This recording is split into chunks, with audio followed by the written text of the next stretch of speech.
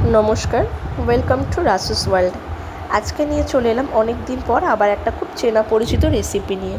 সেটা হচ্ছে মাছের মাথা দিয়ে আলু দিয়ে তরকারি। তো এখানে কিছু মাছের মাথা আনা হয়েছে, যেটাকে ধুয়ে পরিষ্কার করে নুন হলুদ মাখিয়ে রেখেছি। তো কড়াইতে সাদা তেল বা তোমরা সর্ষের তেলও ব্যবহার করতে পারো, দিয়ে তেলটা গরম হলে মাছের মাথাগুলোকে লাল লাল করে ভেজে নেব। এরপর ওই তেলের মধ্যেই একটু গোটা জিরে আর তেজপাতা ফোড়ন দিয়ে ডুমো ডুমো করে কেটে রাখা আলুগুলোকে এর মধ্যে দিয়ে দেবো। আলুগুলো তোমরা এর থেকে একটু বড়ো সাইজেরও কাটতে পারো বা ছোটোও করতে পারো। আমি এরকম মিডিয়াম সাইজের আলু কেটে নিয়েছি। এরপর এই আলুগুলোর মধ্যে নুন হলুদ দিয়ে ভালোভাবে নাড়াচাড়া করে একটু ভাজা ভাজা হলে তুলে রেখে দেবো।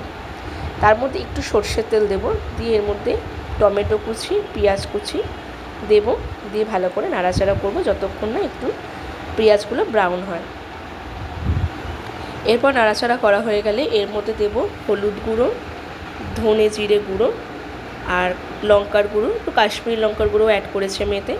আর এখানে আদা পেঁয়াজ রসুন আর কটা লাল লাল পাকা লঙ্কা বেটে রেখেছিলাম, ওই বাটা মশলাটা এর মধ্যে দিয়ে দেব। দিয়ে ভালো করে মশলাটা কষাতে হবে। মশলাটা ততক্ষণ কষাবো যতক্ষণ না এখান থেকে তেল ছাড়ে। মশলাটা বেশ ভালো করে কষানো হয়ে গেলে এর মধ্যে ভেজে রাখা আলুগুলোকে দিয়ে দেবো।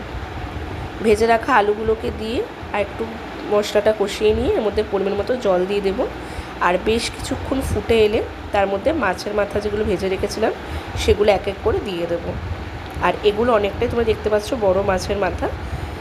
তো এর মধ্যে নামানোর আগে একটু গরম মশলার গুঁড়ো আর একটু সামান্য পরিমাণ ঘি অ্যাড করলাম। তোমরা ঘিটা চাইলে স্কিপও করতে পারো, আমার একটু ঘি গরম মশলাটা ভালো লাগে তাই আমি অ্যাড করেছি।